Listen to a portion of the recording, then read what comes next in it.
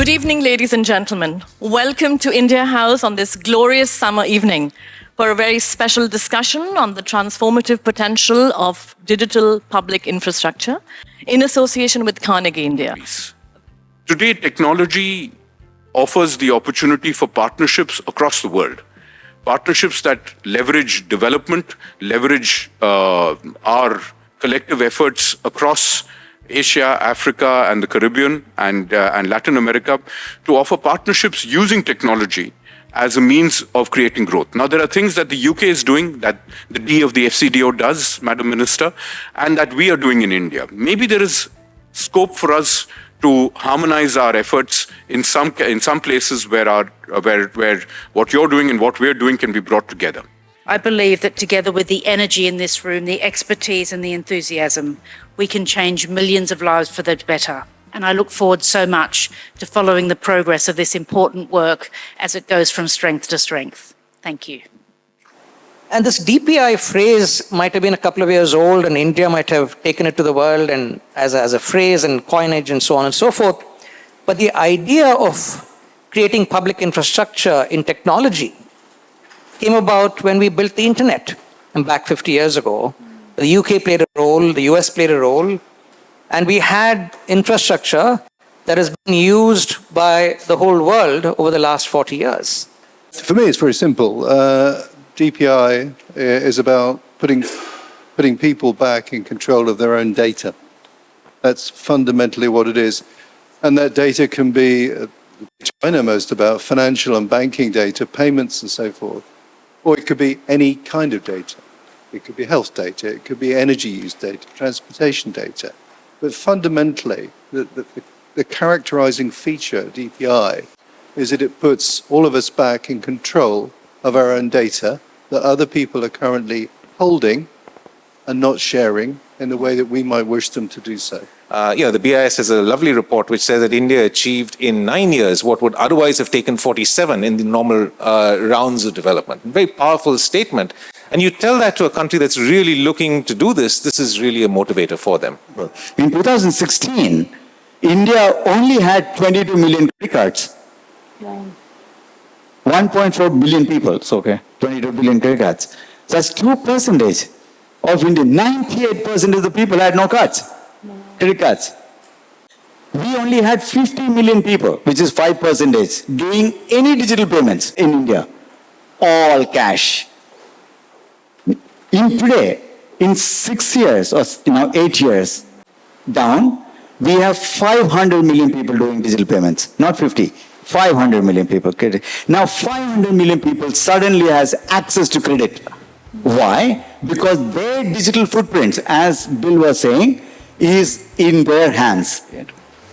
Thanks so much, Pramod. And I think both what you've said and Bill has said have really emphasized the potential for collaboration and joint learning, particularly between the UK and India. And I think this energy decentralization and the green transition space is a huge area of opportunity, particularly with the intersection with digital.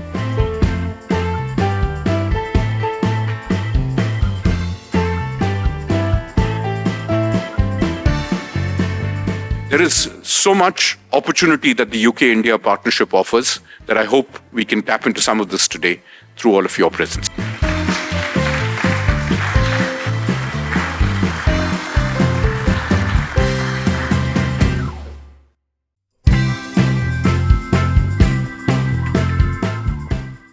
Good evening, ladies and gentlemen. Welcome to India House on this glorious summer evening for a very special discussion on the transformative potential of digital public infrastructure in association with Carnegie India. A very warm welcome, especially to Ms. Catherine West, the new Minister for Indo-Pacific at the Foreign Commonwealth and Development Office. Congratulations, Ms. West. And this is the inaugural session of our DPI series that will continue tomorrow at the Digitally Foundation. But this evening, we are delighted to host all of you, so many experts, thought leaders, stakeholders, along with our bespoke panel from the UK and all the way from India. It's now my pleasure to invite High Commissioner Mr. Vikram Doraiswamy to make his opening remarks.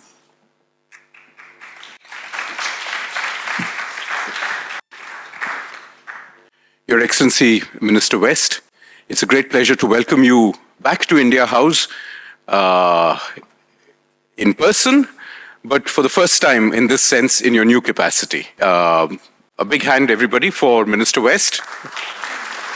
Congratulations. And thank you for all your friendship and support over the last year and a half that we've had the opportunity to engage with you. Thank you to our friends at Carnegie for bringing together some of the most interesting people who have worked on the establishment of India's digital revolution to share experiences here with our partners in the UK.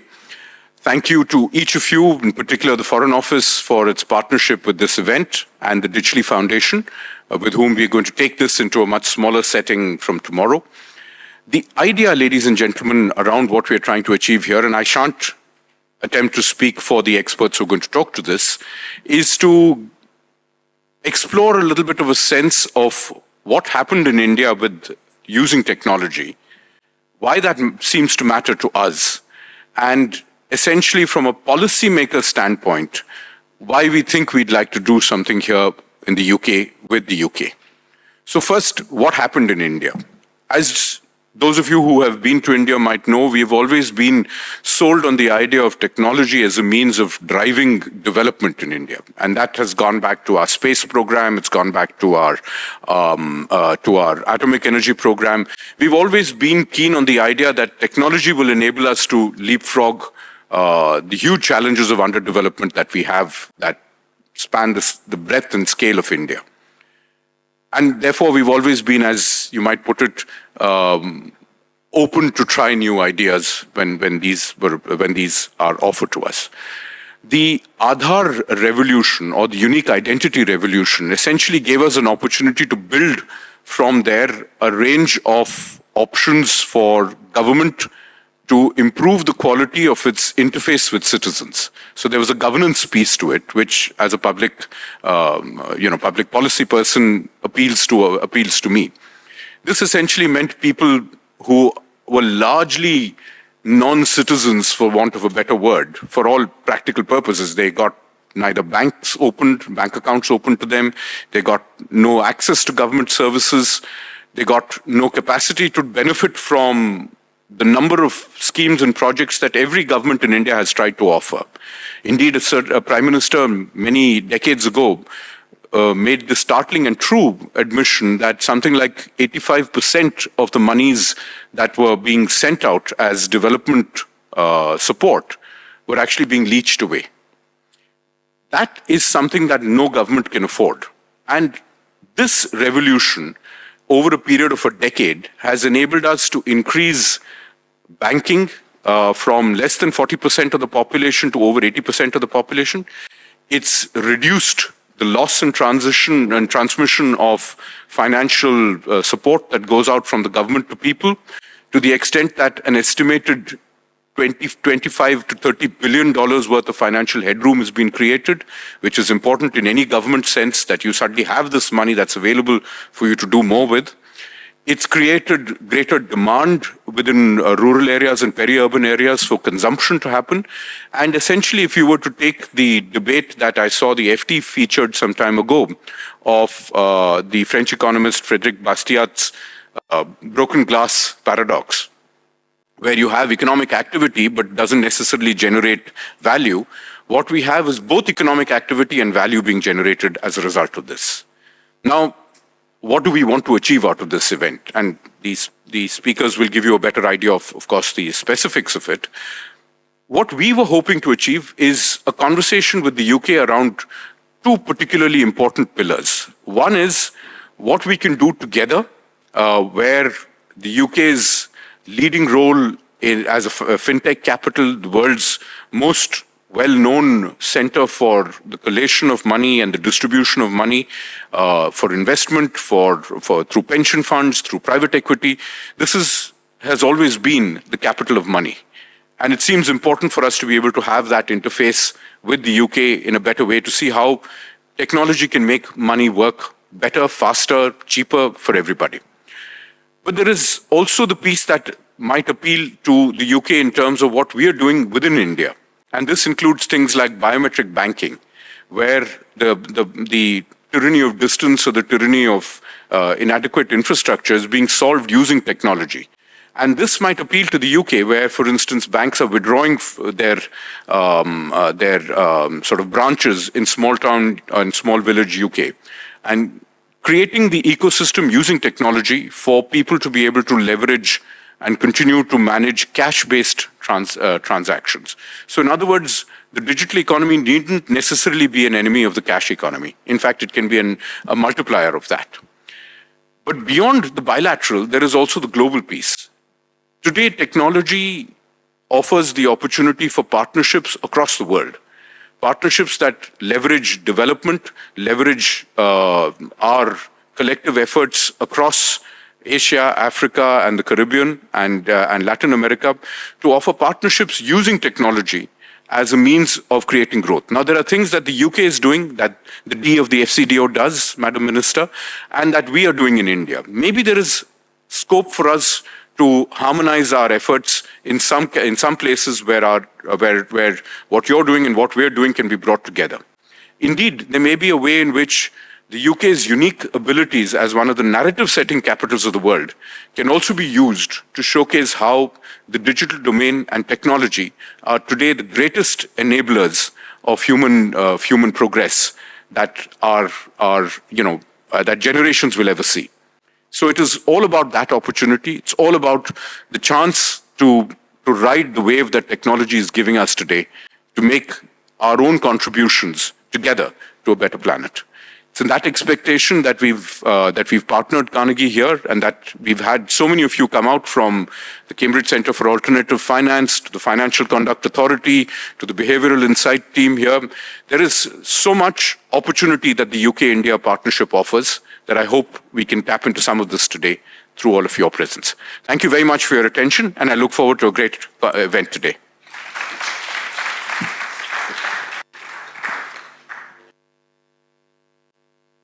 Thank you, your High Commissioner, for those inspiring words in beginning this wonderful series.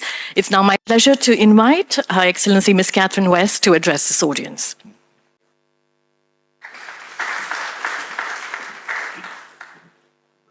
Thank you very much for that kind introduction, and it's a real pleasure to follow Vikram, His Excellency, who did so much to build the strong relationship which we have with India. And many of you who read the newspapers will be aware that David Lammy, my boss, was down with Vikram and others exploring some of these wonderful opportunities last week. And in the first 3 weeks, it's not quite a month yet since the general election. That's next Tuesday, I think, the 4th, that, India is very, very high up our agenda, and that's reflected in David's travel plans. And I know that he had a very warm welcome and is very excited about this particular initiative. And we know that there is a transformative power of collaboration between our countries. And as my first speech as Minister, I'm very pleased to be here in a place where I have been on a number of occasions as a friend, on various cultural occasions and various collaborations, sometimes very solemn in terms of memorials, sometimes happy with other occasions, but it's always good to be here at India House. And of course, we have the Living Bridge, which is our people-to-people contact, which is immense. And that's why, of course, we made it a manifesto pledge to develop a strategic partnership with India, and which of course is the emerging superpower of the 21st century. Strengthening the indispensable partnership will be a priority for the government. And of course, we also know that the UK-India Technology Security Initiative, which was discussed last week with the Prime Minister, Mr. Modi, is also a key part of that relationship. The first kind of agreement which will help us work together on this decade's defining technology, such as AI and quantum. And when it comes to technology, few countries are making as rapid progress as India, being with its challenges around geography and the very young population, but also other remote communities as well. And the finest example, of course, being Aadhaar system, a world leader in digital public infrastructure. And a quick look at the statistics, and I've realised how quickly I need to get across those in this new role. 99% of citizens have signed up, helping to double bank account average to more than 80% of the population, which is really impressive. And tonight, many of you, the experts, have helped to make that possible, and I congratulate you for that. It's so good to see partners from across industry, government, and also our Cambridge-based analysts as well here today to celebrate that, as well as our think tanks and our Brains Trust. It's good to have everybody working together towards the same goal. India's landmark G20 presidency also put DPI firmly on the global map. And thanks to these efforts, we now have a common framework among G20 members. The government's also put technological innovation at the heart of our domestic agenda. We're introducing legislation that will help people choose safe and secure digital platforms and identity services, making their lives easier while helping to spur the growth of the economy. The one login system will over time allow the public to gain access to all government services in one place. These changes will provide quick, safe and affordable ways for people and businesses to verify their ID, making everything from opening a bank account to renting a flat much easier. And it's more important than ever to be interconnected in this digitalised world. Technologies like DPI have enormous potential to deliver essential services for some of the world's poorest people, whether it's improving health and education, increasing access to money, or empowering women and girls, because we know that a third of the world's population remains without internet access. And the risks of digitization are more pressing in many developing countries. So for the region, this sort of discussion and this sort of innovation is very exciting. And the UK is very keen to partner in these sorts of developments so that we can see the rewards of digital transformation. As many as 850 million people are currently without any form of ID, which has the potential to block them from fundamental services such as healthcare, robbing them of their rights like voting. Secure and accessible digital verification could change that rapidly. The UK continues to support the World Bank's Identification for Development programme to make this transformation a reality. Another example is payments, and we know that going country to country, one often has some experience in difficult payments, and this simple ability to pay by card or smartphone could boost growth in developing countries by more than 2% a year. And that would reduce costs to consumers and increase incentives to save. The UK is working to help developing countries take advantage of this technology by sharing technological and regulatory expertise. So to conclude, so that you can hear from the real experts, I must say how inspired I've been, not just by the relationship building that we can do here in London and indeed in India, but also the promise of the relationship as a force for good in the world. I believe that together with the energy in this room, the expertise and the enthusiasm, we can change millions of lives for the better. And I look forward so much to following the progress of this important work as it goes from strength to strength. Thank you.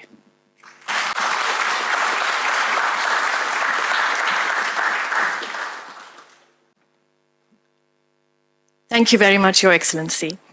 It's now time for our panel discussion, and I'll briefly introduce each of our speakers this evening, and I request them, as I introduce them, to take their seats just under Gandhiji's portrait. Let's begin with Mr. C.V. Madhukar. He's the CEO of Co-Develop, leveraging more than 25 years of experience in impact investing, policy and scaling nonprofits. He comes to Co-Develop from Omidyar Network, where as managing director, he built out their global work on digital identity and DPI. His previous experience includes setting up PRS legislative research, working at the World Bank around issues of parliamentary capacity building in various countries, and scaling up some of India's largest nonprofits, including Pratham. That's Mr. C.V. Madhukar.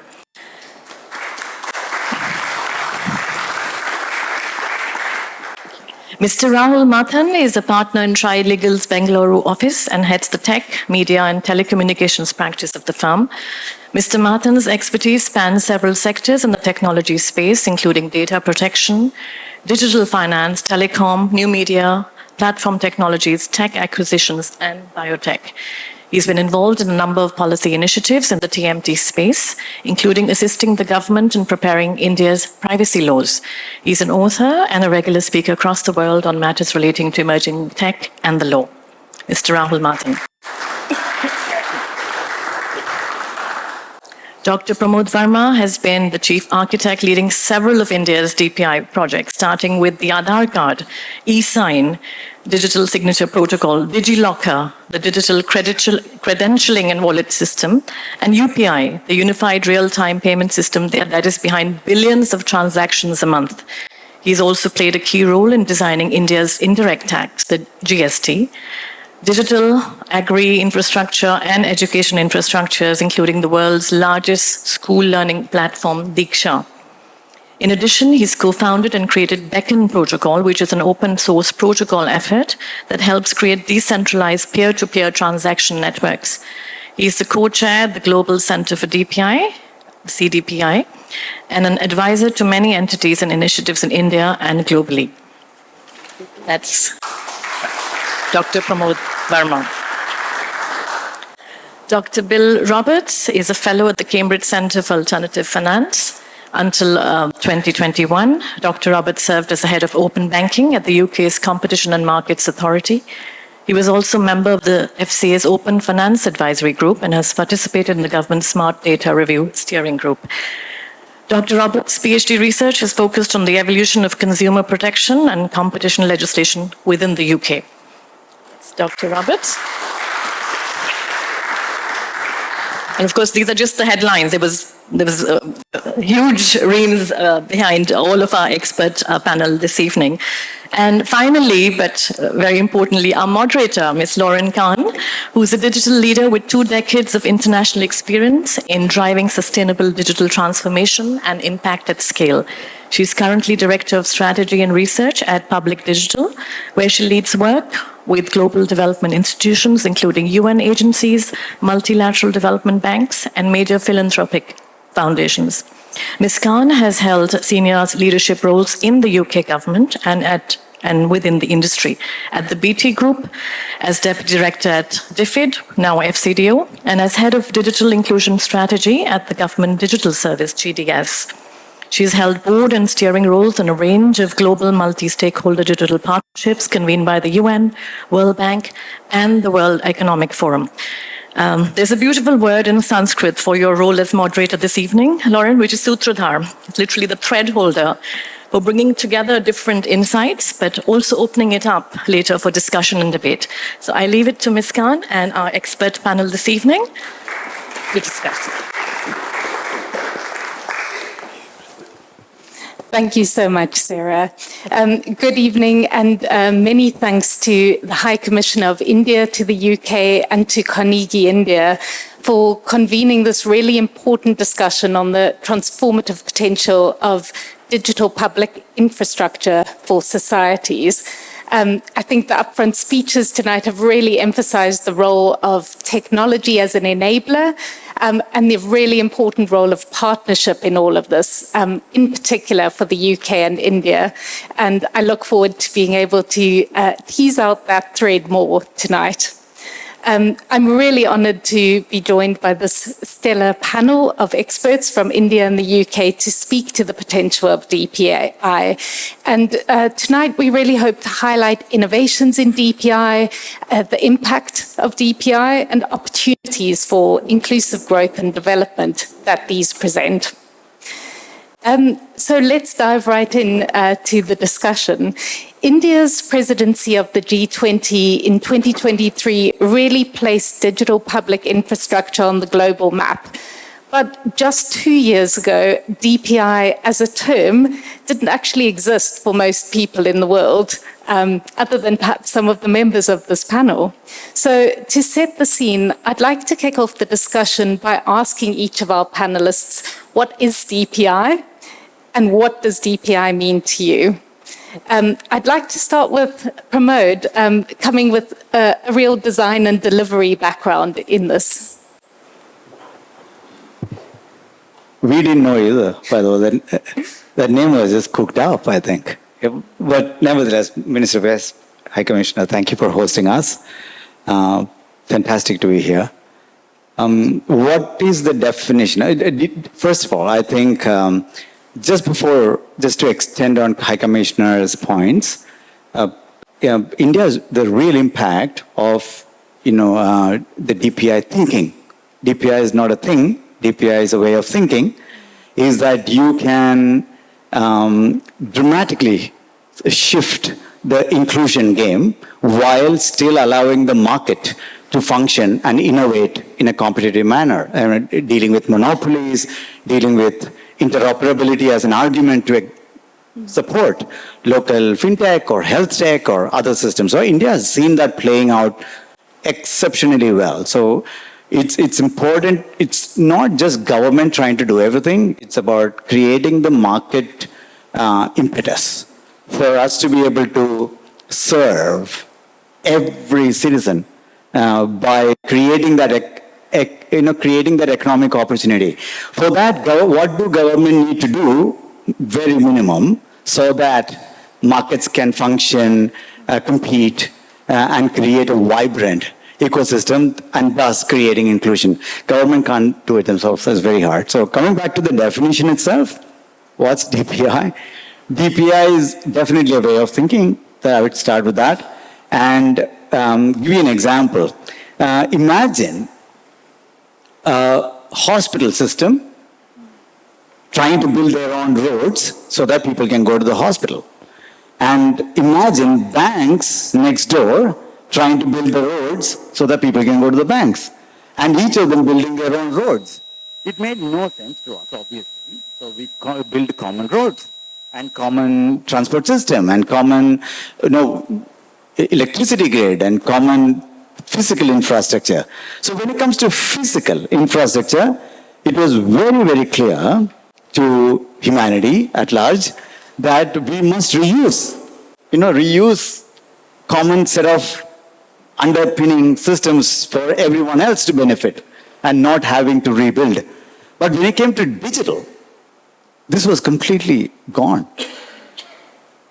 Some of us need to be blamed, but nevertheless, digital, people tend to be building NHS here or banking would end up building the entire thing, including customer identification to their own document verifications to everything fully.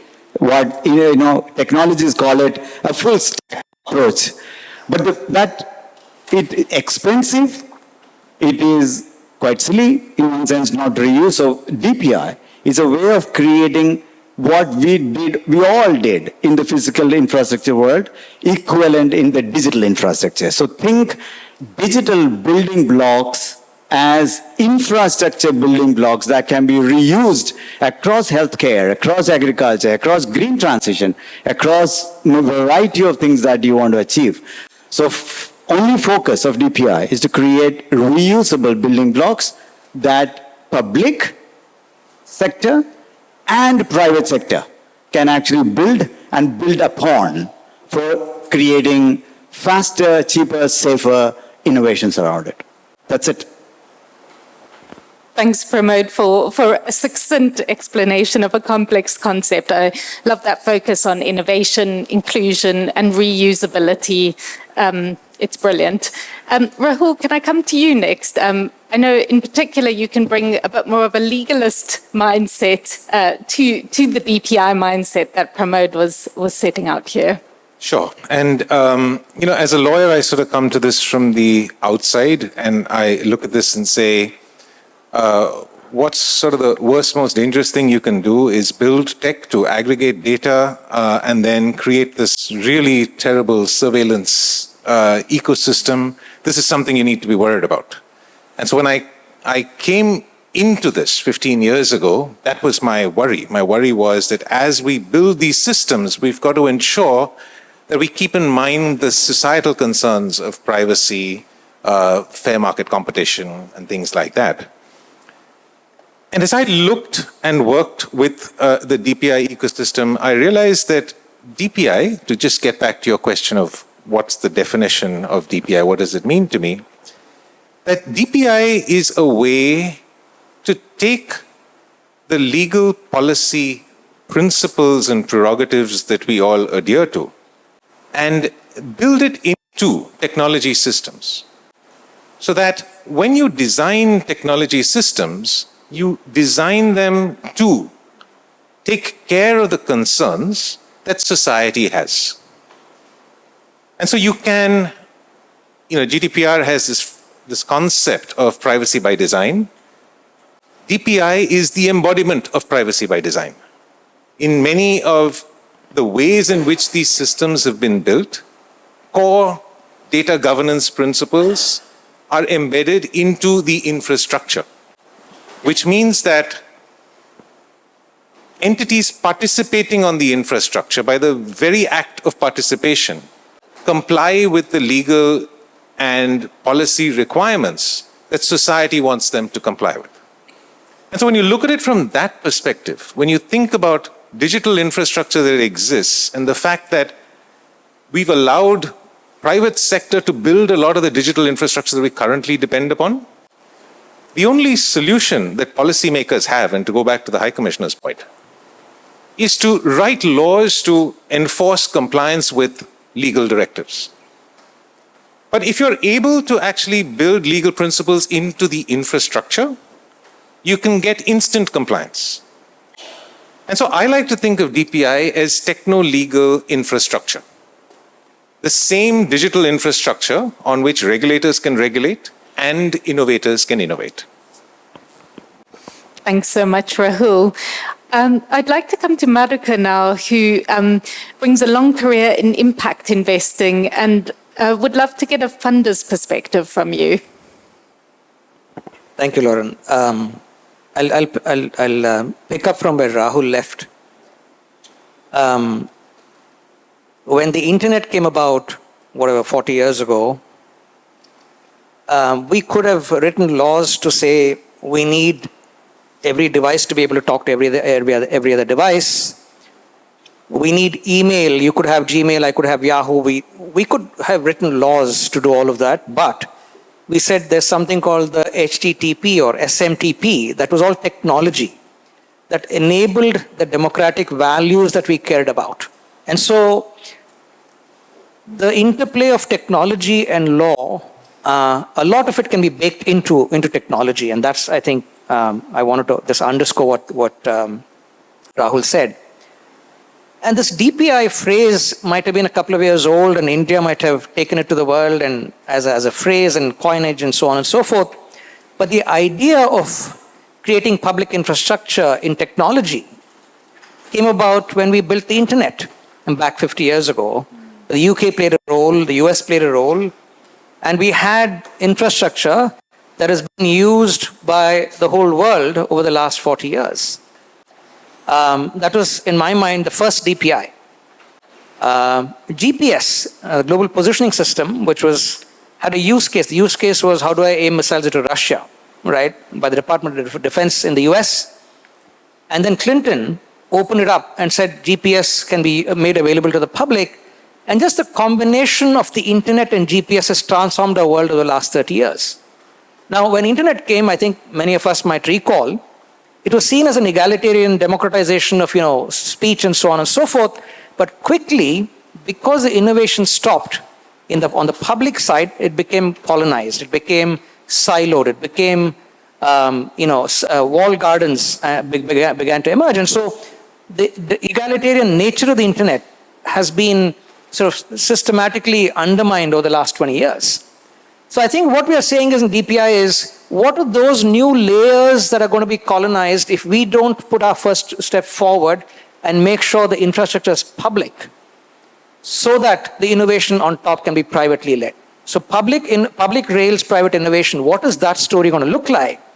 And if you want to introduce competition innovation, you need public rails. If the rails are captured by the private sector, they will determine what kind of innovation will happen, and they'll control the innovation cycle. So I think for us, whether it's democratic values, digital sovereignty, private innovation, public rails, these are values that we think we share as India, as the UK. And so our hope is that this is an important conversation we'll build on from here to encourage more and more innovation and competition. Thanks so much, Madhukar. And speaking to that shared set of values and shared learning between the UK and India, Bill, I'd like to come to you now to talk perhaps a bit to your perspective from an open banking angle, where a lot of these concepts maybe were being trailed and trialed for many years. Yeah, is that on? Yes. For me, it's very simple. DPI is about putting people back in control of their own data. That's fundamentally what it is. And that data can be, which I know most about, financial and banking data, payments and so forth. Or it could be any kind of data. It could be health data, it could be energy use data, transportation data. But fundamentally, the characterizing feature of DPI is that it puts all of us back in control of our own data that other people are currently holding and not sharing in the way that we might wish them to do so. Now, that's the main feature. The benefit of DPI, the benefits vary with its scope and the data payload that's coursing through the pipes that DPI is.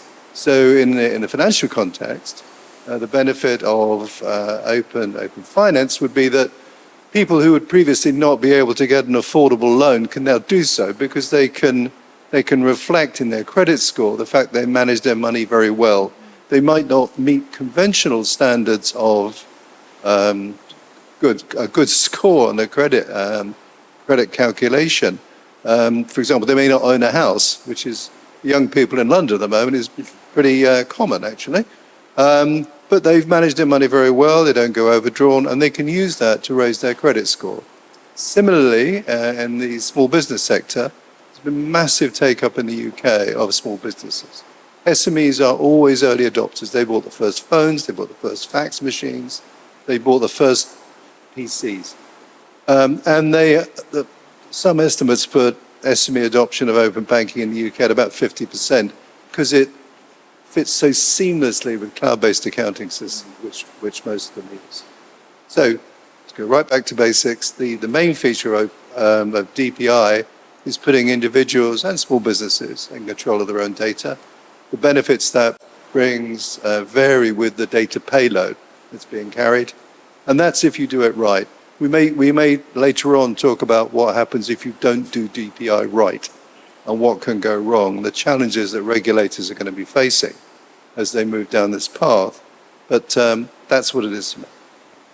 Thanks so much, Bill. And a great note, I think, to end this round of questioning on the real opportunity that DPI presents in taking a people-centered approach to digital transformation in countries around the world and really putting empowerment at the heart.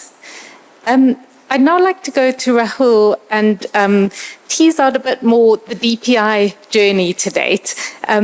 As I mentioned at the outset, the Indian presidency of the G20 really placed the imperatives of DPI on the world map, and it laid out a consensus around a common set of principles to get behind for DPI. What, from your perspective, has been the DPI journey since the India presidency? Where is that direction of travel, and where do you see it going in the future? So, I mean, it sounds like, because you said the word consensus, that it was a straight line to consensus. But as all the diplomats and policymakers in the room know, there's no such thing as a straight line to consensus. So the G20 journey itself showed us, when we started out with the idea of DPI as one of the principles of the Indian presidency, a lot of people asked the question that you asked right at the beginning: what is DPI? And we went around for half of India's presidency trying to figure out what is DPI. And then once we figured out what is DPI, it became clear that this is not an Indian thing. In fact, in the GPFI working group that I was a part of, we came out with a report that showed that over 30 or 40 countries had developed robust DPI. And it was just not being called DPI. So perhaps this, because we christened it DPI, everyone sort of thought this is not mine, this is an India thing. But actually, when we dug into the weeds of it, everyone is doing DPI.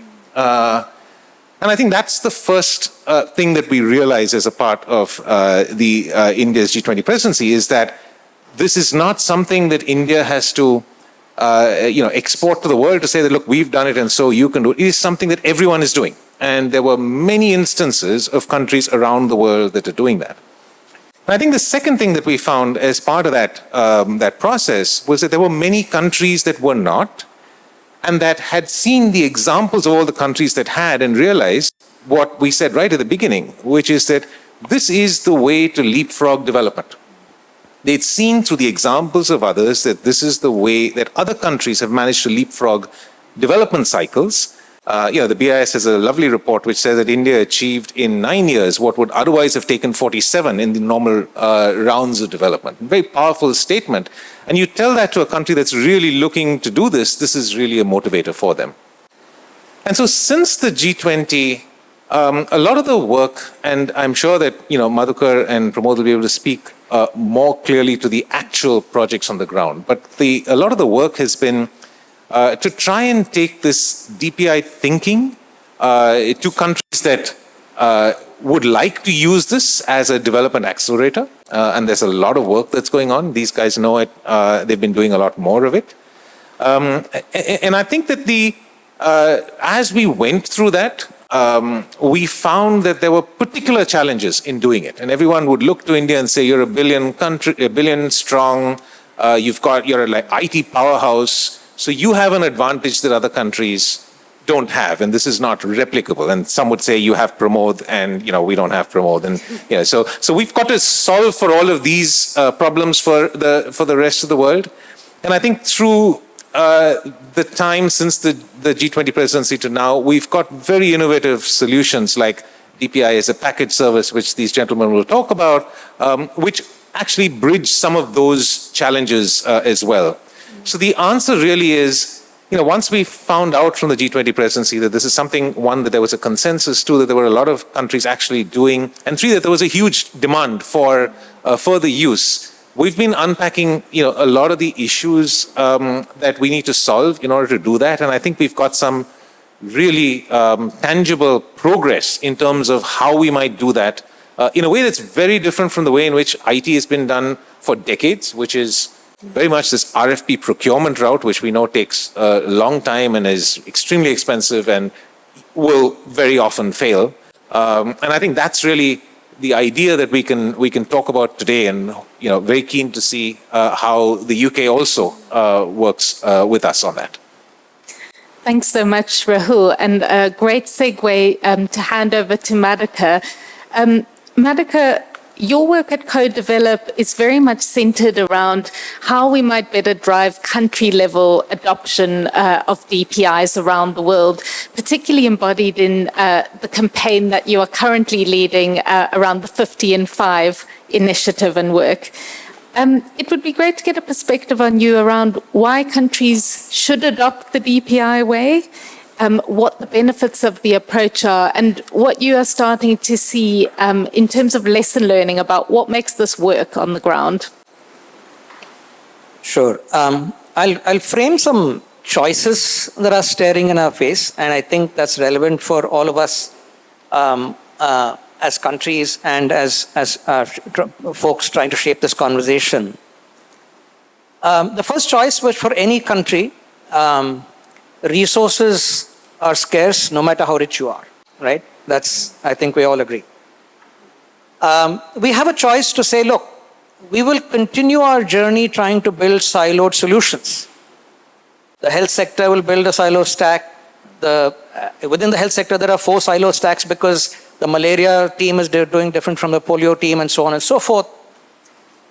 Or we say, look, what are the shareable, reusable artifacts we can build out that will reduce the cost dramatically? Just to illustrate this, when COVID happened, vaccines were scarce, and India wanted to build out this vaccine tracking platform, so it wanted to make sure everybody got the shots they wanted to get. And so we built out something called the CoWIN platform, which maybe took us a week to build, maybe 4 engineers to build, and $20,000. And it's scaled to 1 billion people, and it's tracked over 2 billion vaccines so far. Now, if you take, why could we do that? Because we had an underlying infrastructure that enabled that thing to be built at $20,000 in a week's time. If the US were to build it out, probably take $1 billion, take a year. Because US does not have the infrastructure. It's a choice that the US government is making that I don't want to invest in that infrastructure. And it's okay to spend more money on tech companies. I'll give you another example from India. We were able to transfer money to 200 million women's bank accounts at the touch of a button because we had the payments infrastructure in place. By contrast, the US government, by congressional estimates, lost $80 billion in fraud because they couldn't identify who the counterparty was, who the recipient was. It's a choice. $80 billion, is that the choice you want to make, or you want to get into ideological traps? Right? We could all get into ideological traps on many, many counts. This is a choice. The people who now in the US Silicon Valley say, oh, government should stay out of infrastructure, have the voice to say that because they had the public infrastructure like internet and GPS driving their wealth. And now they have the voice to say, oh, we don't want government to be in building any infrastructure. So it's a choice. I'll just say one more thing and I'll pause. Just to put this in numbers, right? Gartner Research puts out these estimates on how much government spend on IT. Their estimate for this year is $800 billion will be spent by governments on IT in 2024. Out of which, their estimates are that $550 billion will be spent on IT services and software. This doesn't include cloud and everything else. Okay? Out of the $550 billion, mature economies will spend about $500 billion of that. Mature economies include Europe, UK, USA, Australia, Japan, Korea, China, and so on. The other 150 countries collectively will be spending about $50 billion this year. Okay? So if you expect these 150 countries to have the same level of digital maturity that the mature economies have, there is no financially, fiscally, path that is viable. There's no feasible financial path. So we have a choice to make from a development aid perspective or from a country finance ministry perspective. Do I want to put more money in the hands of tech companies building out silo solutions? Or do I want to put more money in the hands of people? That, to us, is a moral choice. Right? We have people from the development sector here and people who are thinking about the economies very, very, intentionally. So we have a choice to make. When we fund a country, whether the World Bank, FCDO, all of these organizations, funders have enormous power. Can we get into a no silo oath as funders, a reuse oath as funders rather than rebuild? That's a choice. I'll pause here. Thanks so much. And I think you've called out a really important dynamic there, that this is both around governments being able to reimagine the way that they design and deliver public services, but also how funders, global development institutions, finance institutions are actually directing funding. And I particularly wanted to call out that point you made around this being a moral choice and about putting money into people's pockets. Pramod, I'd like to turn to you now and stay on the theme of country-level adoption that Madhukar has been speaking to. As he said, there has been a real emerging demand for DPI from different countries, and we're seeing people coming at it from various different priorities. We've also seen various countries engaging with the Indian ecosystem to understand and adopt DPI, and I know you've done a huge amount of engagement in this space. Would you be able to talk to us a bit about how DPI is an answer to both scale as well as diversity of need globally? And also talk a bit to the different models that are available for countries that want to adopt the DPI way. Maybe hard to get all the answers today. That's a complex set of questions. But let me talk about the diversity. I think one of the arguments about internet way of thinking is that when we built internet, we did not build a solution. We built an infrastructure on top of thousands of solutions can be built. And almost always, the long tail of diversity is ignored. It's important to understand. Accessibility, whether it's about the rural folks, even in the UK, starting to not end up having a bank branch to go to. These are choices, deliberate choices, as you said, and this is going to bite us all the time. I think so. As we look at creating inclusive economies, digital economies, we always tend to ignore the long tail. Because we tend to say, everybody has a card. Who is this everybody? You should really ask. Everybody has a bank account. Who is? What happens to that 2% who doesn't have? In India, it's actually large. So India's long tail is really long. And, and we with 22 official languages or hundreds of languages, all of us speak different languages. English is only uniting language.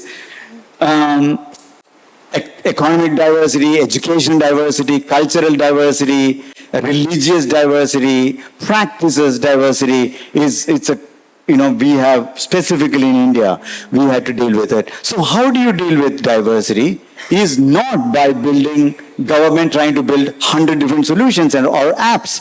Stop building apps. Support infrastructure that allows the society to build the apps.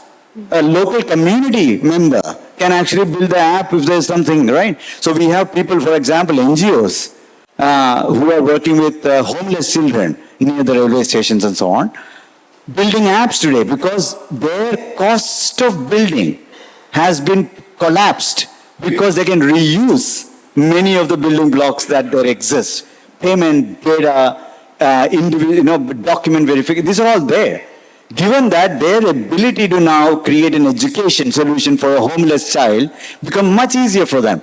So you're actually empowering society to build and come up with solutions without government trying to build everything for everyone, right?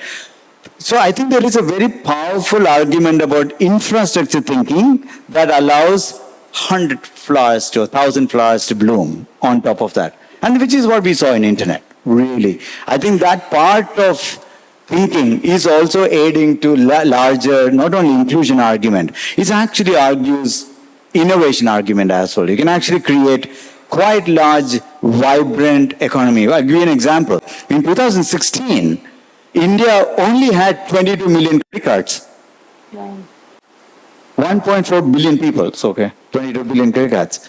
So that's 2% of India. 98% of the people had no cards, credit cards. We had only 5 million POS machines, point of sale machines, after 40 years of card networks, right?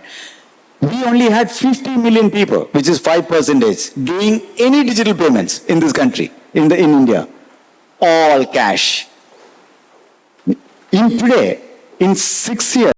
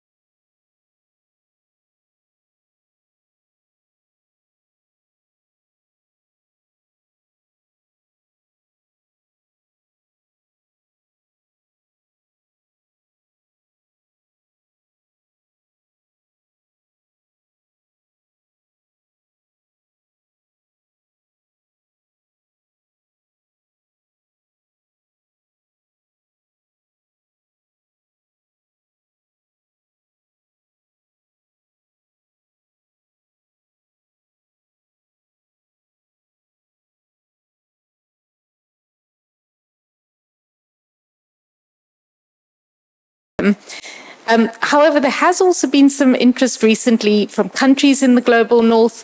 And as you were saying earlier, things that we might not have termed DPI previously have had their origins in these contexts. From your perspective, how is the global north looking at DPI? And moving sort of close to home to where we are now, what are the use cases for DPI within the UK, particularly for a new government that's committed to inclusive growth and to driving growth and accelerating towards missions through digital? That's a good question. I think as you hinted earlier on, it wasn't called DPI at the time. It was called open banking or open finance. But essentially, it had all the characteristics of DPI because it required authentication, so you knew you were talking to. We can't hear. Is that better? Yeah. Okay. So, yeah, it wasn't called DPI at the time. It was called open banking or open finance. It had all the same characteristics of DPI in that you had to have an authentication system, data security, you had to have accreditation to stop bad actors getting into the system. But fundamentally, it was about data sharing. And that started in the UK in 2017. Something very similar had been going on in the US for decades, as a matter of fact, through data sharing through screen scraping, where companies like Yodlee were basically impersonating account owners. Not a very secure way of doing it. And then, of course, all the members of the EU adopted PSD2, which is, it's a kind of DPI. So, and then following that, you had a stream of mainly common law countries, a lot of them ex-Commonwealth, adopting it in Singapore. Singapore did actually call it, they called it PDI in Singapore rather than DPI, but no Monty Python jokes there. So they were all pretty much the same sort of thing, solving different problems, as we said, helping you get a mortgage when you couldn't, when it was difficult to do so, helping you run your business. But what's been interesting for me since we've been running the course at Cambridge for regulators globally is that even though the objectives, generally speaking, of DPI adoptions in emerging economies are different, and it's mainly about financial inclusion, the problems are the same as we faced. And although the ecosystems look a bit different, that's simply because, in the first case, the objectives might be different, but also the starting points are different too. So in some countries, they've already got in place an account-to-account instant payment system, as in Brazil, as in Thailand. In some countries, they already have something like GDPR, which we had in the UK. In some countries, they have national digital ID schemes. We didn't have that in the UK. It sounds as if we might be getting one, from what the minister said earlier on. But we didn't have that. So everyone starts by building on what they've currently got, and that's going to be different in every country. So to answer your question simply, the big difference between possibly the northern perspective and the southern perspective is the objectives, the policy objectives, but the problems that everybody has to solve in building those ecosystems are pretty much the same. So the scope for data sharing, it's just so obvious because different people are further along the path than others, so they can learn from each other and each other's mistakes too. And regulators, I find, are very candid about the mistakes they made. We certainly were in the UK, and there was a lot to tell people about the mistakes we made. Thanks, Bill. A quick comeback from Pramod, and then I want to go to a final question to all of you and to the audience. There's one area for developed economy where we are already seeing, by the way, many projects across Europe and US is related to my last line they call Beacon Protocol. So, for example, that effort, open source effort, that's actually being applied in green transition. You asked the question, we are very early in, as the transition goes through, in the energy transition, we are seeing energy is now becoming decentralized, both production, storage, and grids are becoming from unidirectional to bidirectional grids. So we are starting to see dramatic shift in what energy used to be a traditional centralized production and one unidirectional distribution to a bidirectional, many microgrids. Don't you need interoperability? How are you going to do a charging discovery of a charging station nearby? How are you going to create a incentive to charge at night, for example, 1 a.m. when the peak demand is not there? The only way to do is to create interoperable under the fabric. And that project is actually global, by the way. We are doing a global energy transition, even in the UK. I'm guaranteeing you don't have an interoperable charging discovery network. And you could ask, why not? Why not? If you can go to any petrol station and fill the gas, why not any charging station and charge your car? It's not obvious, but we could. So DPI thinking can be applied even when it comes to newer sector, where you don't need to build the legacy, where you can actually apply early and not end up creating silos and multiple investment. And you have a lot of private sectors, some of them are in this room, hyperscalers and so on, large cloud providers who are investing in underlying infrastructure. There's no reason why we shouldn't be reusing some of that to create. Thanks so much, Pramod. And I think both what you've said and Bill has said have really emphasized the potential for collaboration and joint learning, particularly between the UK and India. And I think this energy decentralization and the green transition space is a huge area of opportunity, particularly with the intersection with digital. Before we open to the audience, because I'm conscious that we have a huge amount of expertise in the room here, a final rapid fire question for you all, and I apologize because it's another big question. Is there now largely a consensus on the bottom line merits of DPI? It feels like there's a lot of reinforcement of what is being said on this panel, and a lot of consensus there. Where are the points of contention, and what are the friction points that are currently holding back global implementation at scale? A quick view from each of you on what you see as the major friction point, and who and what will overcome that blocker and really unlock impact.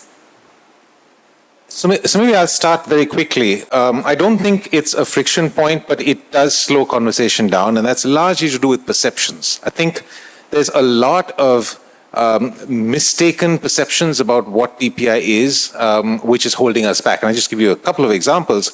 One that we keep getting is DPI is an idea of centralizing data. Actually, the DPI thinking is completely federated data. We keep the data at the edge. We leave it where it was created. We build good pipes such that when you need it, you can bring it in. There's the other misconception that DPI is government. The public in digital public infrastructure means that this is a government infrastructure. Actually, almost all, I would say, every single one of India's DPI has been built on the back of the private sector. Best example is our payments interface, currently running 15 billion transactions per month. 85% of them are run by 2 US companies, Google Pay and Phone Pay, which is owned by Walmart. So there is a huge private sector play in digital public infrastructure. So I think that the friction that I see right now, because I've had these conversations since the G20 for the last 2 years around the world, and a lot of people are saying that there's something wrong with this thing that we can't do. It's misplaced and it's misconceptions, and I'm trying to figure out how to bridge that. I'm really glad to have conversations like this so that we can air some of those misconceptions and hopefully dispel them. Madhukar. Yeah, we draw our energy at co-develop from the fact that countries across continents are reaching out and saying, hey, what do we need to do to take the DPI approach to building our infrastructure, our technology? That's where we get our oxygen from. The impediment quite often is not money. Mm-hmm. It is the lack of a convincing mental model, because in digital we've got so many silos, 10,000 silos that we've built in every country over the last 50 years, that all of the advisors who advise countries are saying, oh, but that's how we've been doing it for the last 50 years. How do you switch from the mental model of silo solutions to infrastructure? I think that mental model and this notion, I always worry about this. big things like digital transformation strategy and so on that countries put out, because often that leads up to a lot of boxes and arrows and the worry that's a big dollar sign on it. Actually, a lot of DPI doesn't require deep pockets, it requires deep conviction. Thank you. Bill? Okay, well, logically, there are demand side and supply side obstacles here. Demand side obstacles, I don't see much of. I think people are quicker to adopt payments the payments functionality in DPI because they're familiar with payments. You don't have to create the payments market. People know what a payment is, so they just switch from this payment to that payment system. That's less the case in data sharing. And that has been slower. Even in India, I see that the number of accounts being shared, the information we're getting from Sahamati is that it's actually it's a slow burn because you have to invent the market and then sell the products, and that's hard. The main obstacles, I think, come mainly on the supply side, if that's the right term. It has to be said that some of the stakeholders, particularly the banks, have been very, very slow to adopt open banking and have thought of many different ways of slowing things down. And that may be okay in a country like India, which is huge, or in the US, but in some smaller countries, that's a real problem. I was talking to a regulator from Bermuda on a Zoom meeting last week, and Bermuda has a population of 63,000. There are 4 banks. Each bank has about 10,000 customers. I talked to a banker in Mumbai, and I mistook what he said. I said, this guy just told me he's got 250 million customers. And he waved at me. He said, no, Bill, no, it's 450 million customers. So scale is an issue for some of these smaller countries who can't take on certainly some of the big techs and some of the big banks. What's the solution? Part of the solution there, I think, will come through moves towards international adoption of the same standards, or at least interoperable standards, if not common standards, because this guy in Bermuda won't be able to, he hasn't got the resources to create his own standards, but if there's more progress on international standards, then that one obstacle would fall away. So I think international cooperation standards is one way, it's part of the solution to the supply side problems. Thanks, Bill. And Pramod, the final. Yeah, I think it's very, very well covered. I think the deep conviction part was very key part. I think we tend to get into intellectual. I can't understand. We're still trying to figure out what's the real definition of DPI. Who the hell cares? The real definition of DPI. Just do it. Like Nike says, just do something, right? There's 8 billion people, 7+ billion people who absolutely need to be brought into the formal economy. And they need to be created opportunities to drive the next 10, 20 years their own life. We don't put them in the room. People who have all access, typically people who have everything, get into this ideological battle of to do or not to do. The rest of the 7 billion are waiting. Yeah. Period. This is waiting for us to get out of the room and actually start doing. So I think that's the only stopping, according to me. Money, hunger, need is absolutely there. And there's some clear principles. I mean, you can create your own principles of doing it, but just do it. Stop debating. I think that's the biggest battle I see. I think that's a timely comment to just do it and stop debating. I hope we have a bit of extra time to turn to the audience now. I know we've got a huge amount of expertise in the room, and we'd love to hear both your perspectives and your questions for the panel. Be great if you could introduce yourself before commenting or questions. Thank you. Hi, everyone. Hi, I'm John Su from Tony Blair Institute for Global Change. I lead our global tech partnerships. Thanks for your insights.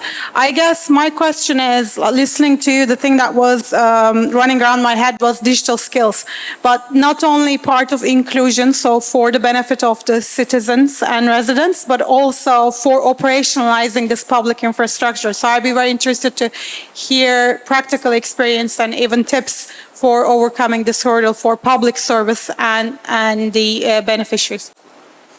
And perhaps can we grab a couple more questions and then we'll come back to the panel. Thank you. Hi, I'm Ruth Katmuri. I'm the co-chair of the India Observatory at the London School of Economics. Like Pramod was saying, we were just doing digital public good in the sense of I don't like the infrastructure as physical alone, but it's also the human capital that India built up. And it actually transformed India's economic upward mobility from the lower economic strata to higher economic strata, but not only within India, but my students are human capital across the world, because this was over 25 years ago. That's a comment. And a question is just from the panel to find out about how do you see fintech as a digital infrastructure between cross-border collaborations. Thank you.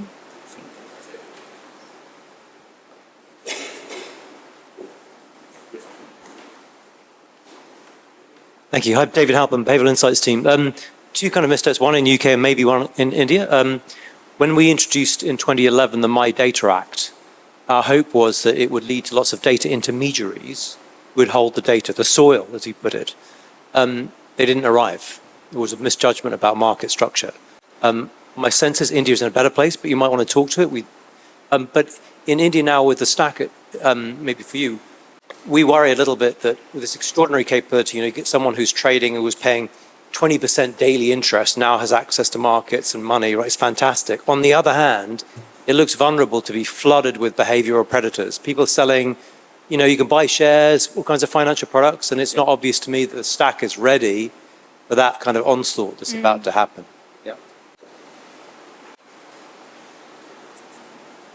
Hi, thank you. Liam Maxwell from AWS.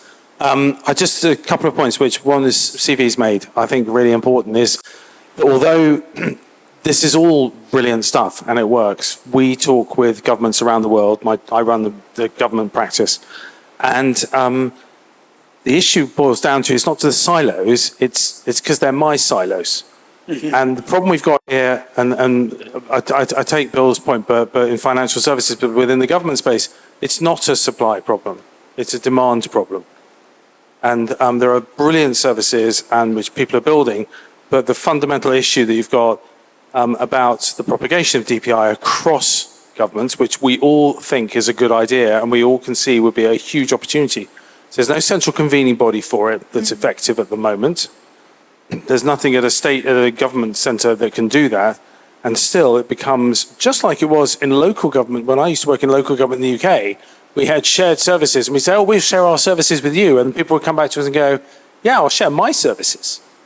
And the problem is that there's this ownership issue, which Pramod and you have both pointed out, it needs to be overcome in the culture of what we're doing because its infrastructure is not yours. And I think if you could be more clear about the fact that it's not yours, and in many ways, India, through MOSIP, has had a good approach to this by saying it's not ours.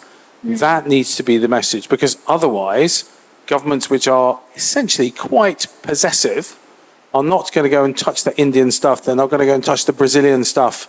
Not going to touch the British stuff because it's not theirs.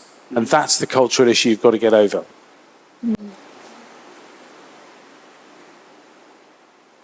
My questions, I'm Sriram Lakshman, I'm a journalist with The Hindu. My question's probably for Mr. Martin. You talked about airing perceptions. You've talked about principles like security by design and privacy by design. How robust are these principles to the lived experience? Say in India, I'm thinking about data breaches with Aadhaar in October 2023, and more recently with DigiYatra, which is the travel app. How do these principles hold up in the face of, are they designed to withstand such data breaches as well? Yeah.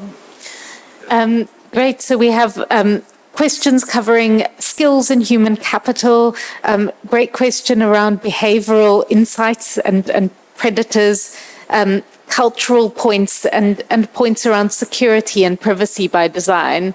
Pramod, do you want to take a first stab at responding to some of those? And then I'll move around quickly.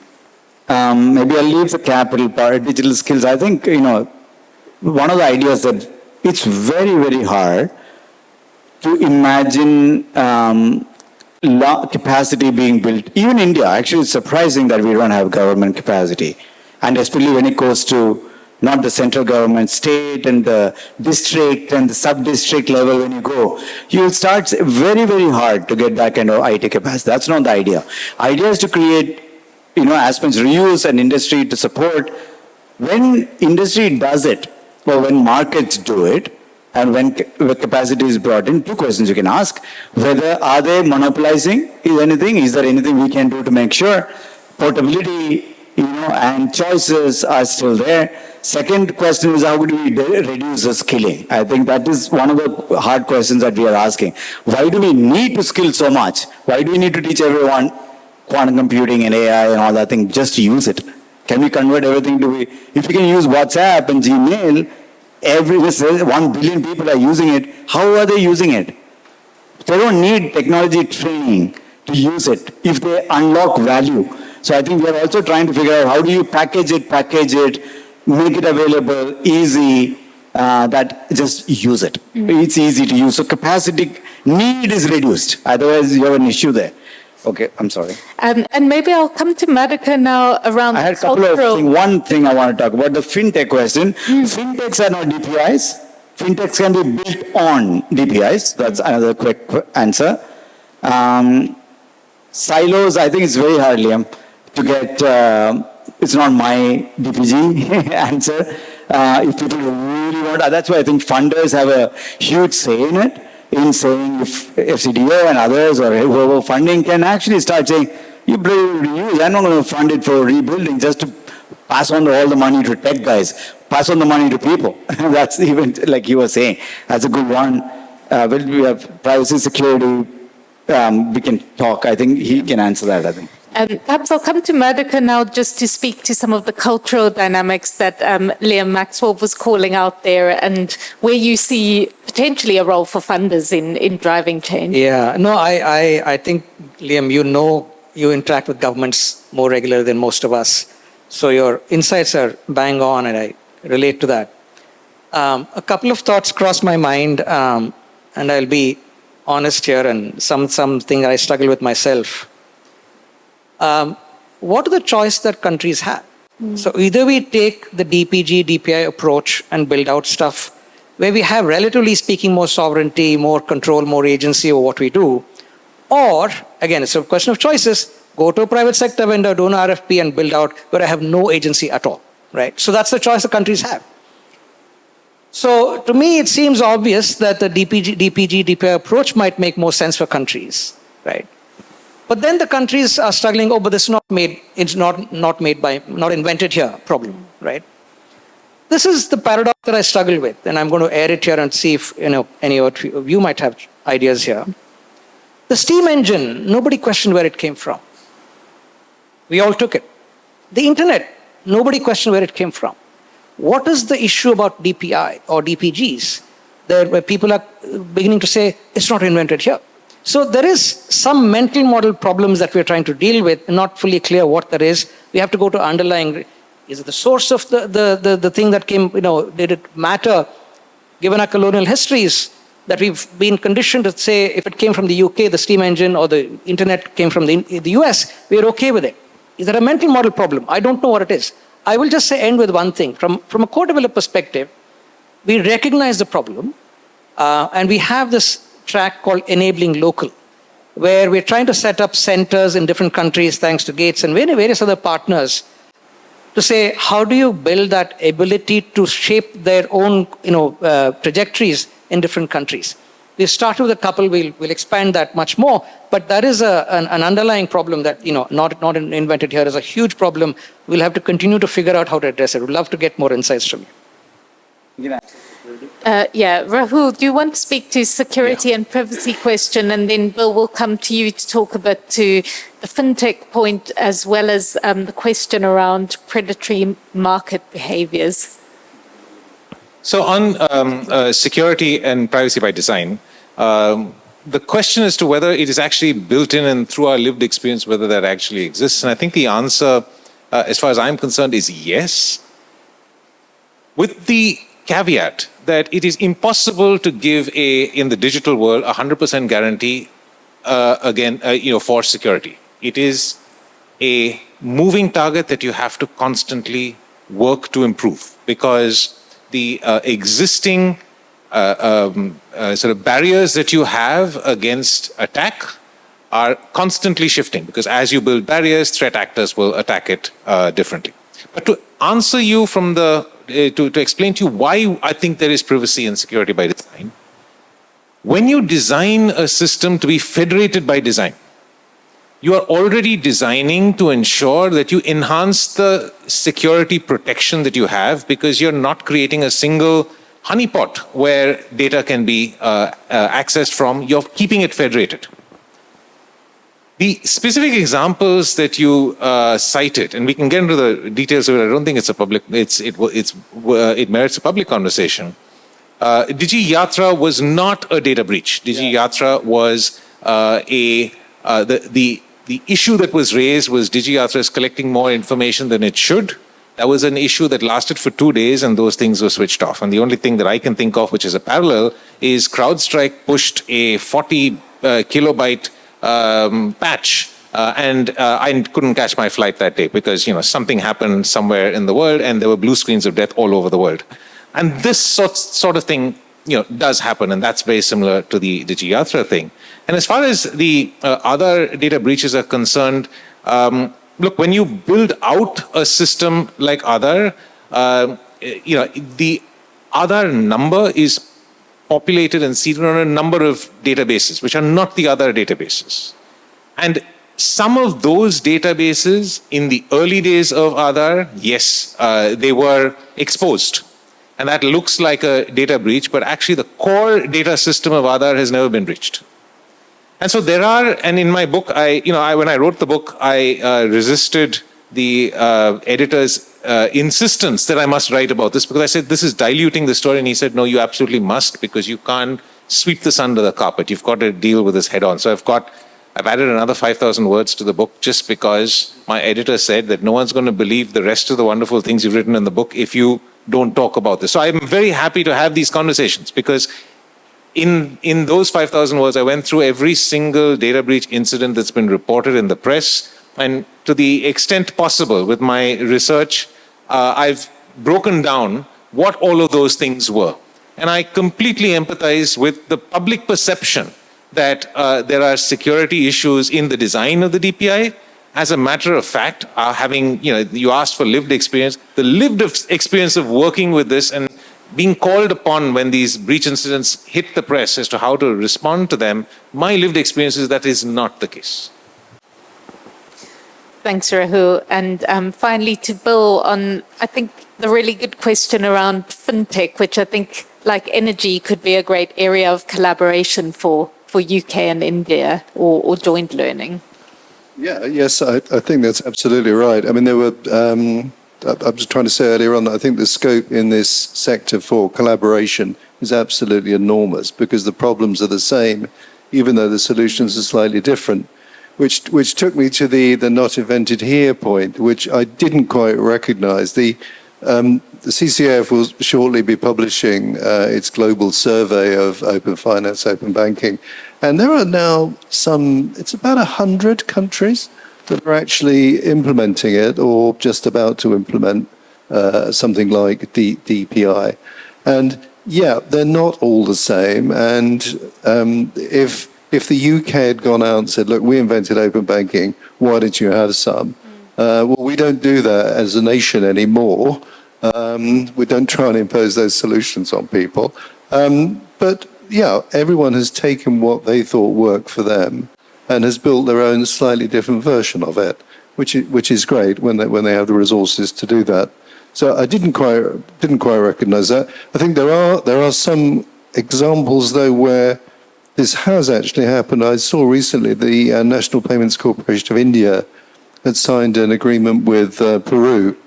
So India will in effect be building UPI for Peru, as I understand it, which is fantastic.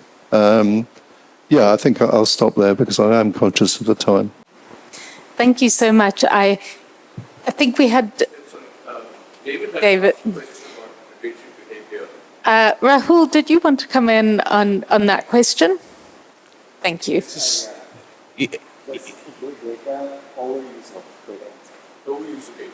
Yeah. So look, I mean, it's a really difficult problem to solve, and I think that I think it would be very wrong to suggest a technology solution to a problem like that. I think you can build consent mechanisms to say that you can only use data for what it is, for what you have provided your consent for. And we've built a very strong and powerful system called the consent artifact, where that purpose is clearly specified. So you sign up when you collect the data to say, look, I want your data for this purpose and this purpose alone. But having got the data, I have no technology measure or way in which to ensure that you don't use the data for something else, even though you promised. And that's what the laws are for. The laws are to say that you can only use the data for the purpose for which it was collected. And I think a lot of this predatory behavior comes from this. Once you've collected data, you can use it for multiple different purposes. And then I think we can't be techno-solutionist about every single thing. And this is, I think, the place where technology would, in this current scheme of things, stop. I would argue that this is a problem that's no different from what you face here in the UK and in Europe. Because in the UK and Europe, you've got this similar principle written into the law, which says that you can only collect data for a particular purpose and you can only use it for that purpose. And lots of people are violating that, and you've got a robust legal regime that enables people to go and get remedy after that. And I think that really would be the solution. Having said that, we're exploring some innovative ways of thinking about even the use limitation problem from a technology. And I hesitate to say this because it's not broadly acceptable, but it is possible to use confidential compute environments where you can actually, for certain limited purposes, keep data in a protected space where you can carry out algorithmic evaluations on the data without really getting access to the raw data. We can see how this would be useful in healthcare circumstances where you're looking for the predictive signal in vast amounts of data, but you want to do that in a way that doesn't violate or put at risk the personal privacy of the patients whose data you're talking about. We can see a lot of these sorts of use cases, and we certainly have to think through anonymization solutions that will enable this. So once again, back to the point you said, Lauren, we've got to think about this as an empowerment kind of a solution. And if we worry about, or rather, if we don't build environments within which we can use this in this empowering way, we're just sort of falling short of the objective. The predatory behavior, the social engineering, I think we've got to be reactive and responsive. I think that as we see a particular type of social engineering behavior, it is possible to redesign, in the payments protocol, certain types of behaviors to reduce the risk of that. But the sophistication of many of these social engineering acts are just beyond the ability of technology to solve. And I don't think we should even hope to try and build technology that protects against, someone told us this morning, the romance scam. We call it the FedEx scam. There are these really interesting scams that are going around that there's no way that technology will solve against that. And I think a really important point there, not just around having agility in technology, but agility in the types of governance and regulation that we need that can keep pace with emerging opportunities as well as risks. His Excellency, did you wish to come in there on that particular point? A question and a comment connected together. The question is, often in conversation, my colleagues and I, when we talk about DPI here, the argument usually tends to be, that's great, but in the UK, nobody's going to look at this because of the complexity around the word identity. But is it actually accurate that the fundamental building block of everything that we do around DPI will be based on identity? I wanted you to say that. Thank you.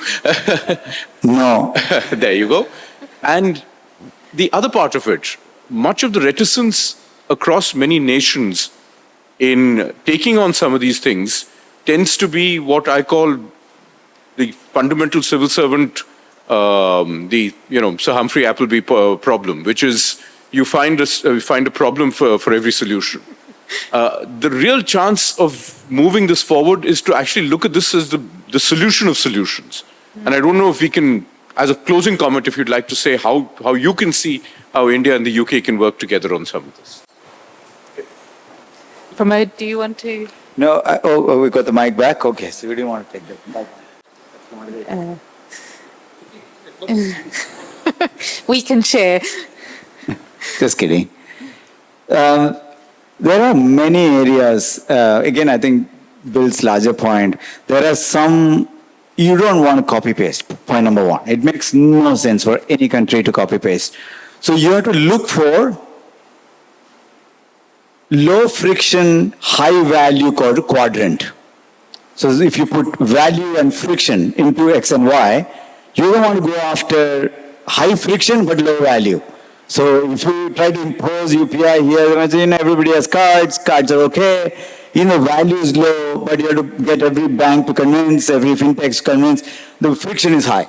Maybe it's not there. But when it comes to newer areas, areas like energy transition, newer areas like climate data collective, where we can actually predict data is in silos, the data is not even coming out. So there are many areas that actually you can apply DPI thinking, and you can also apply DPI thinking from inclusion perspective. I think even in UK, if there are areas of inclusion that UK wants to specifically address, government want to specifically address, they could look at what are other countries done, and there might be some interesting learning. So I think best we can do is to do collaborative learning, agree on the idea of reuse and idea of interoperability and market innovation and so on, and then look for new areas to collaborate together, collaborate on funding on not domestic but international.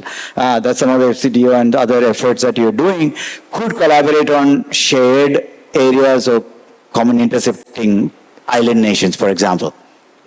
Where you could go and support them in designing together, whether Gov.uk, DPG assets or other assets that are coming out could be all reused. There's no reason why it can't be reused. So there are some interesting area of research, interesting area domestic, like green transition, interesting area international, where common DPIs can be built up. So, sorry, just one other thought. We heard from Madhukar about that fabulous statistic that there is 800 billion that's being used for digitization, 550 billion, and of that 550 billion is for the rest of the world. But the 500 billion that is being spent by Europe, the UK, the US, is there a way to, in your new projects, adopt this reusable charter that as the UK government, and we had a lovely meeting with the FCDO this morning where there are so many initiatives that we saw that, quite frankly, we could learn from the UK. There's this lovely no-code forms project where the UK is building forms in a digital way that, look, in India we really need, because we just... Our government loves forms, and we would love to have them just a little more sensible. And I understand that the UK has made some great steps with that. But even in the UK, there are new projects that you're starting, new digital government projects that you're starting. Okay, I'm going to hand it over straight to you. But the idea was, could we just use that shared, reusable DPI thinking for the new digital government projects that you have in the UK?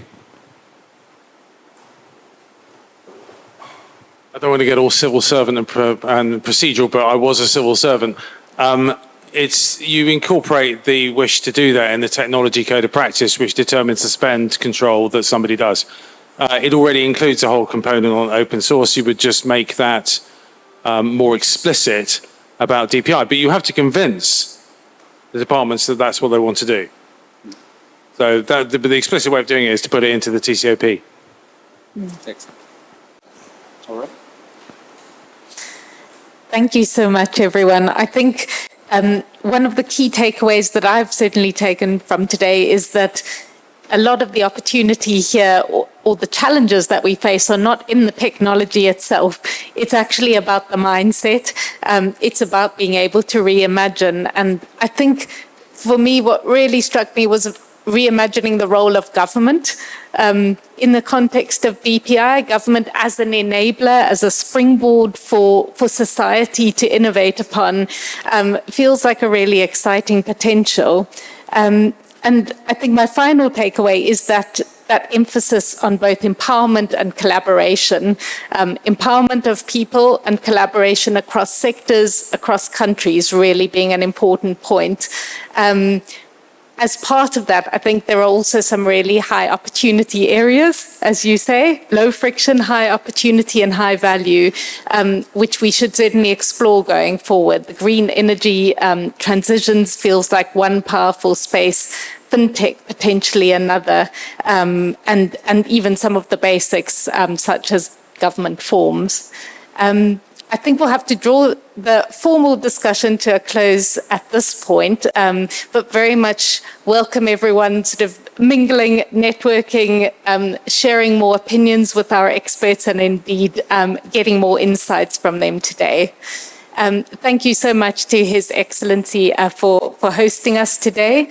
And I'll hand back to Sarah, who I think might be setting up the networking event.